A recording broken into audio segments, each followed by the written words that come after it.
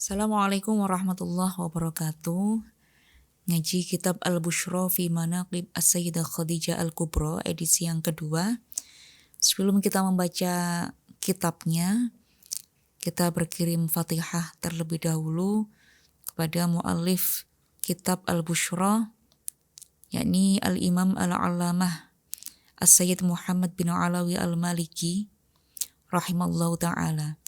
Ila hadratin Nabil Mustafa Muhammadin sallallahu alaihi wasallam wa ila hadratis sultanil awliya Syekh Abdul Qadir Al-Jilani radhiyallahu an wa ila hadratis Syekh Asif bin Barkhaya radhiyallahu anhuma wa ila jami'il muslimin wal muslimat wal mu'minina wal mu'minat al-ahya'i minhum wal amwat wa ila walidayna warhamhuma kama rabbayana shighara, khususan ila muallifatil kitab Al-Bushra fi Manaqib As-Sayyidah Khadijah Al-Kubra. Lahumul Fatihah. A'udzubillahi minasyaitonir rajim.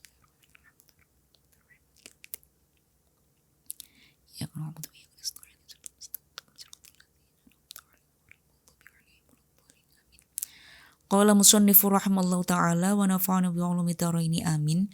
Bismillahirrahmanirrahim. Wa qad hafidhaha, dan benar-benar menjaga Sayyidah Khadijah Allah Ta'ala min arjasil jahiliyati, dari kotoran jahiliyah. Jadi Allah itu memang benar-benar menjaga Sayyidah Khadijah dari perbuatan jahiliyah. Jadi meskipun Sayyidah Khadijah itu hidup pada masa berdekatan dengan orang-orang jahiliyah, tapi Allah menjaga Sayyidah Khadijah dari berbuat sebagaimana yang diperbuat oleh orang-orang jahiliyah. Disebut dengan orang jahiliyah itu bukan orang-orang yang bodoh, yang tidak tahu apa-apa, tidak. Orang disebut jahiliyah itu karena melakukan perbuatan di luar ketentuan syariat itu. Meskipun pada saat itu belum ada syariat Islam, belum ada agama Islam. Dinul Islam itu memang belum ada pada saat itu, tetapi ada syariat para nabi terdahulu. Agamanya juga masih murni, ada banyak sekali agama pada saat itu, dan yang termasuk min arjasil jahiliyah, perbuatan-perbuatan jahiliyah adalah perbuatan zalim, terutama yang dilakukan oleh orang-orang Arab, al-a'rabu asyaddu kufran wa nifaqa, seperti mengubur bayi perempuan hidup-hidup. Idza busyira hadu bil unsa dhalla wajhu muswaddan wa huwa kadhim. Jadi itu adalah salah satu perbuatan dari orang-orang jahiliyah. Lalu menikahi banyak sekali perempuan tanpa diberikan mahar. Lalu kemudian mewariskan perempuan kepada orang lain. Jadi kalau zaman setelah turunnya Nabi Muhammad itu, perempuan mendapatkan warisan sebelum ada Nabi atau sebelum turun syariat Islam, perempuan itu diwariskan. Sebelum era turunnya Al-Quran itu, bayi-bayi itu dikubur, yang itu termasuk menjadi perbuatan orang jahiliyah. Tapi setelah turunnya Al-Quran, setelah adanya Nabi, perbuatan tersebut dihapus. Perempuan dulu pada masa jahiliyah dinikahi puluhan hingga ratusan. Lalu kemudian turun syariat Islam, lalu kemudian dibatasi hingga 4, hingga menikah itu dibatasi hanya 1. Karena tidak mungkin seseorang itu bisa adil. Itu yang dimaksud dengan jahiliyah. Perbuatan-perbuatan zalim terhadap orang lain, terutama bagi anak-anak dan juga perempuan, disebut dengan perbuatan jahiliyah. Nah, Sayyidah Khadijah itu suci dari perbuatan-perbuatan orang jahiliyah. Fa'ahadhu 'irda hadhihi sayyidah az-zakiyah. Allah juga menjaga kehormatan dari Sayyidah Khadijah az-zakiyah yang suci. Jadi Sayyidah Khadijah itu dihormati karena perbuatannya, bahkan sebelum menjadi istrinya Nabi. Jadi memang Allah menjaga kehormatan Sayyidah Khadijah, baik dari perbuatan jahiliyah atau perbuatan yang tidak menjaga harga dirinya. Jadi tidak mungkin Sayyidah Khadijah itu melakukan perbuatan-perbuatan yang menurunkan harga dirinya. Karena Sayyidah Khadijah itu zakiyah, suci. Wasonahu, jadi ini sama, hafidho, ahato, wasona itu sama maknanya menjaga. Dan Allah menjaga min kulli adhiyatin, dari setiap caci maki atau celaan. Wabaliyatin, dan juga cobaan yang berat. Biri'ayatihi, dengan penjagaan Allah, wa inayati, dan juga pertolongan Allah atau inayah Allah, al-bahirah, yang benar-benar nyata atau yang begitu ketat sekali penjagaan Allah ini. Karena memang Sayyidah Khadijah itu sudah tertulis di Lauhul Mahfudz akan menjadi istri dari Nabi Muhammad, maka benar-benar dijaga. Meskipun Sayyidah Khadijah ini nanti ada ceritanya, Sayyidah Khadijah sebelum menikah dengan Nabi Muhammad itu telah menikah 2 kali dan juga memiliki putra. Gitu. Walidzalika, oleh karena itu, kanat Sayyidah Khadijah tulaqabu, diberikan lakob atau diberikan julukan bisayyidatit thahirah, dengan julukan Tuan Putri yang suci, jadi perempuan yang suci. Fama ajalla hadhil minhah, maka dengan keagungan karunianya ini, al-fakhirah, yang begitu indah, washtahara, dan lagi Sayyidah Khadijah ini masyhur atau terkenal, talqibuha bil kubra, dengan julukannya yaitu Al-Kubra, seseorang yang agung gitu. Jadi Sayyidah Khadijah itu sebelum menikah dengan Nabi, masa kecilnya itu terjaga dari kotoran jahiliyah, perbuatan jahiliyah, maka kemudian Sayyidah Khadijah mendapatkan gelar Sayyidah At-Thahirah, perempuan yang suci, karena yang memang keagungannya. Juga dikenal dengan Sayyidah Khadijah Al-Kubra, jadi Sang Khadijah yang agung. Li'idhami sya'niha, karena keagungan perilakunya Sayyidah Khadijah fil ma'ahidi al-ukhra, dalam beberapa peristiwa. Wahiyya, dan Sayyidah Khadijah bidzalika, dengan julukan-julukan itu, ahakku, memang beliau itu layak, wa ahra, dan memang pantas. Julukan itu tidaklah berlebihan ketika disematkan kepada Sayyidah Khadijah, karena memang akhlaknya Sayyidah Khadijah itu sangat luar biasa. Beliau sampai mendapatkan gelar perempuan yang suci. Lalu kemudian kita sampai kepada saat kelahirannya Sayyidah Khadijah. Wa qad wulidat Sayyidah Khadijah radhiyallahu anha, Sayyidah Khadijah lahir qabla wiladatihi sallallahu alaihi wasallam. Jadi Sayyidah Khadijah itu lahir sebelum lahirnya Nabi Muhammad binahwi 15 sanatan. Terpaut 15 tahun. Jadi Sayyidah Khadijah dengan Nabi Muhammad itu usianya terpaut 15 tahun. Jadi ada kisah yang unik. Sayyidah Khadijah itu bersahabat dengan ibunda Nabi, Sayyidah Aminah. Dan ketika Sayyidah Aminah melahirkan, Sayyidah Khadijah itu tilik bayi, sambang bayi begitu. Pada saat itu usianya Sayyidah Aminah dan Sayyidah Khadijah itu kalau tidak salah insya Allah terpaut 6 tahun. Tapi beliau berdua itu bersahabat.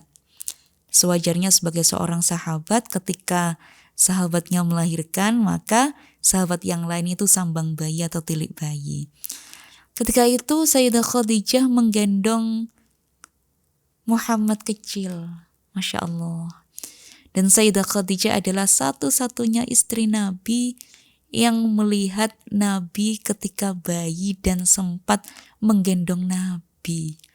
Sehingga diriwayatkan wakilah ketika Sayyidah Khadijah ini menggendong Nabi Muhammad, Sayyidah Khadijah itu berkata di dalam hati, bergumam, batin gitu kalau istilah Jawanya. Batinnya tuh kayak gini, teman-teman. Alangkah senangnya ketika aku lahir seumuran dengannya, gitu. Dengan bayi ini Muhammad, pasti aku bisa bermain-main dengan dia, gitu. Masya Allah. Tapi karena Allah itu seperti tadi dikatakan, waqad hafidhahallahu ta'ala min arjasil jahiliyah fa ahata 'irdaha di sayyidah zakiyah. Karena Allah itu sangat menjaga marwah atau harga diri dari Sayyidah Khadijah. Karena Sayyidah Khadijah itu jagane Nabi Muhammad. Itu sudah tertulis bahwa Sayyidah Khadijah itu bakal menjadi istrinya Nabi. Maka memang Allah menjaga Sayyidah Khadijah dengan memberikan jarak kelahiran itu yang cukup lama ya, 15 tahun. Dan ketika Sayyidah Khadijah bergumam seperti itu, memang itu yang telah ditentukan oleh Allah agar tidak bermain berdua begitu. Jadi mereka nanti ditemukan pada saat yang indah dan di waktu yang tepat itu. Dan ketika menggendong dan bergumam, alangkah senangnya jika aku lahir seumuran dengan Muhammad, niscaya aku akan bisa bermain-main dengan dia. Itu karena Nabi Muhammad kelahirannya itu sangat indah. Cuaca itu menjadi tenang, tidak panas dan juga tidak dingin, hangat.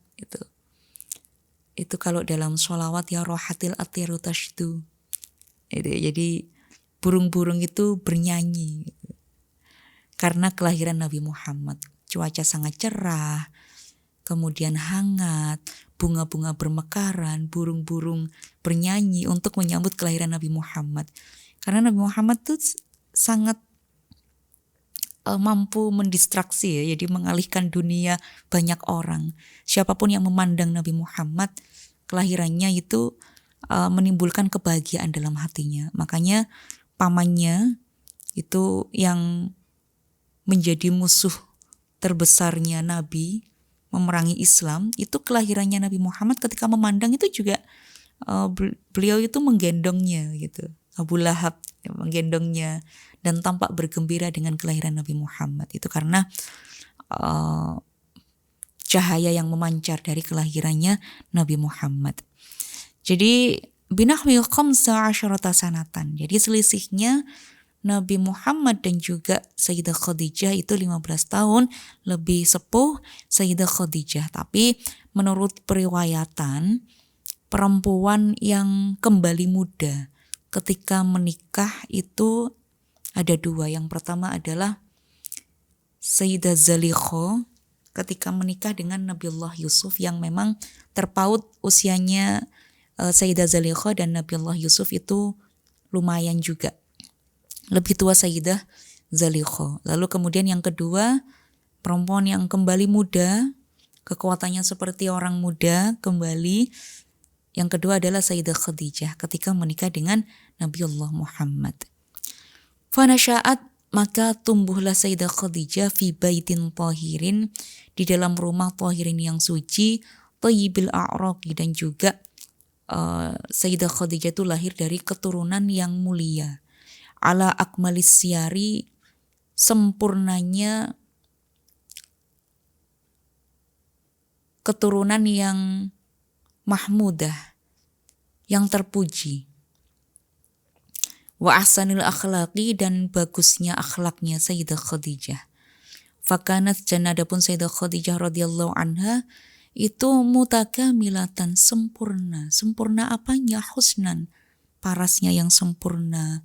Wa aqlan, akalnya sempurna, kecerdasannya sempurna. Wa jamalan, kecantikannya sempurna. Wa fadlan, dan juga kehormatannya sempurna, hazimatan, teguh pendiriannya, rosyidatan, kepandaiannya, fi jami'i umuriha, di dalam seluruh perkara yang diatasi oleh Sayyidah Khadijah. Hasanat tadbir, Sayyidah Khadijah itu juga merupakan pembuat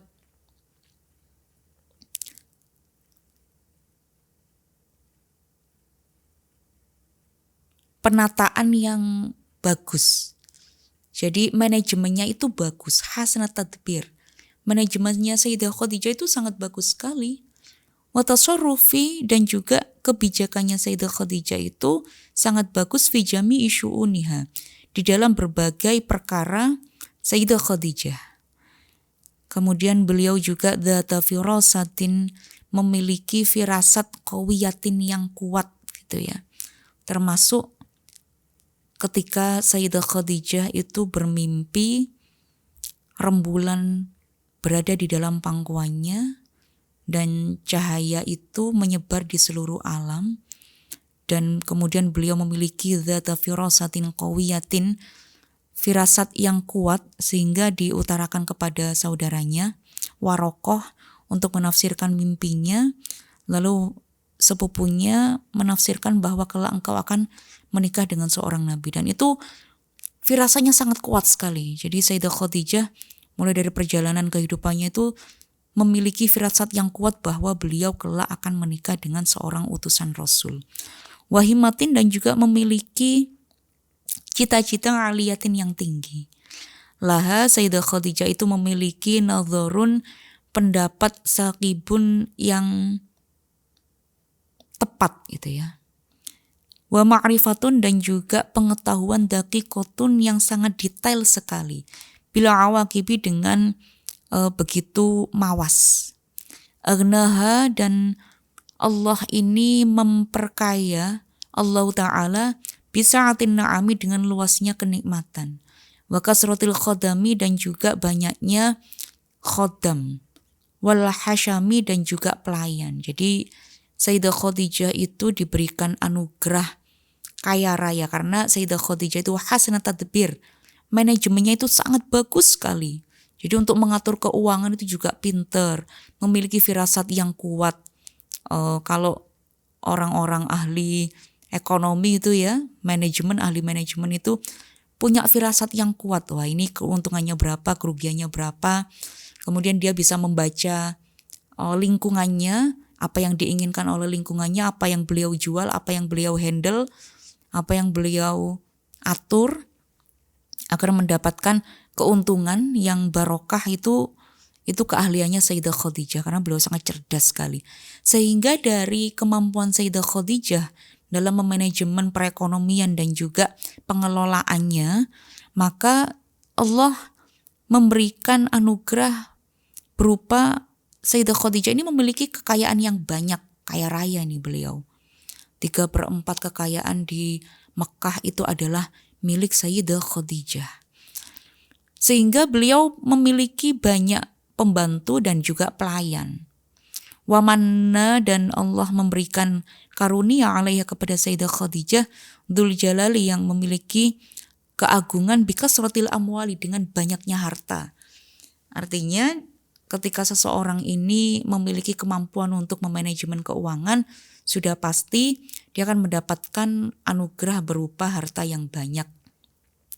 Fakanat, dan dari harta itu kemudian Sayyidah Khadijah tastajirur rijal, bisa mempekerjakan banyak orang. Liutajiru, untuk membantu memperdagangkan fi dzalika, bisnisnya atau barang dagangannya bila halal, dengan cara yang halal. Fatudharibahum, tentunya juga diberikan upah alaihi bisyai'in ma'lumin, dengan upah yang telah disepakati oleh khodam dan juga khosyamnya.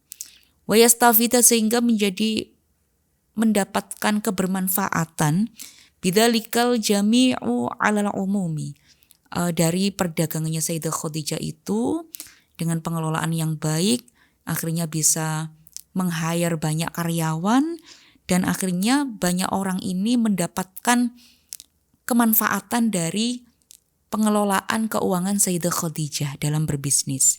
Wa dhaharat, maka tampaklah asraru tilkal akhlak, hal-hal yang tersimpan dari akhlaknya Sayyidah Khadijah al-mardiyah yang diridhoi. Maka mulai dari bagaimana beliau memanajemen, mengelola keuangan, mengatur bagaimana memberikan peraturan kepada karyawannya, memberikan upah yang layak kepada karyawannya, maka tampaklah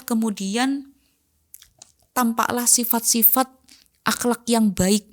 Ini masyhur nih, jadi Sayyidah Khadijah menjadi buah bibir di tengah banyak kaum. Wal awsafil hasanati zakiyah, dengan akhlaknya yang baik, kemudian dia punya harta yang banyak dan juga mampu mempekerjakan banyak orang sehingga orang ini mendapatkan banyak kebermanfaatan. Maka Sayyidah Khadijah fima balaghat baina qaumiha fil jahiliyah, Sayyidah Khadijah akhirnya menjadi buah bibir di antara kaumnya, yaitu masyarakat jahiliyah. Sehingga Sayyidah Khadijah memiliki mimmakanatin aliyah, memiliki berupa pangkat yang tinggi, warutbatin saniyatin, dan derajat yang tinggi juga, wasyuhrotin qawiyatin, dan juga ketenaran yang atau prestasi yang menjulang. Fahiyya, Sayyidah Khadijah dengan prestasinya yang luar biasa, itu layaknya ad-durratu, permata, as-saminatu yang mahal, at-tahiratu, dan beliau dengan akhlaknya yang suci, ar-rozinatu, dan juga pembawaannya itu yang tenang. Nah, ini katanya anak-anak TikTok itu ilmu tenang itu mahal. Dan itu ada di jiwa Sayyidah Khadijah. Jadi tenang. Kalau ada permasalahan tidak ngereok, tidak berteriak-berteriak, tidak kowar-kowar. Tidak ketika punya harta yang banyak juga tidak flexing. Lah, ini karena at-tahiratur rozinah. Karena sifatnya Sayyidah Khadijah itu yang tampak sederhana meskipun kaya raya, tapi tenang pembawaannya, teduh. Tauhatul majdi, dan juga Sayyidah Khadijah itu merupakan pangkal dari kemuliaan at-thayyibatul furu'i, keturunannya yang mulia, anak cucunya yang mulia. Wa syajaratul fardi, dan Sayyidah Khadijah itu laksana pohon yang berbuah, aliyani'atu, yang matang buahnya, al-afradu, dan itu bermanfaat bagi seseorang, wal majmu'i, dan banyak orang. Allahumma, kemudian diakhiri dengan doa, semoga Allah unsyur, menyebarkan nafahatir ridwani, aroma rindu, alaiha, kepada Sayyidah Khadijah. Ini diksi yang dipilih oleh Abuya Sayyid Malik itu sangat indah sekali ya. Allahumma ansyur nafahatir ridwani alaiha. Ya Allah, tebarkanlah, sebarkanlah aroma rindu bagi Sayyidah Khadijah. Wa amaddina, dan juga karuniakanlah kepada kami bil asrori, dengan beberapa rahasia, allati, yang auda'taha ladaiha, yang telah engkau berikan kepada Sayyidah Khadijah. Allahumma sholli wa sallim ala zawjiha al-amin.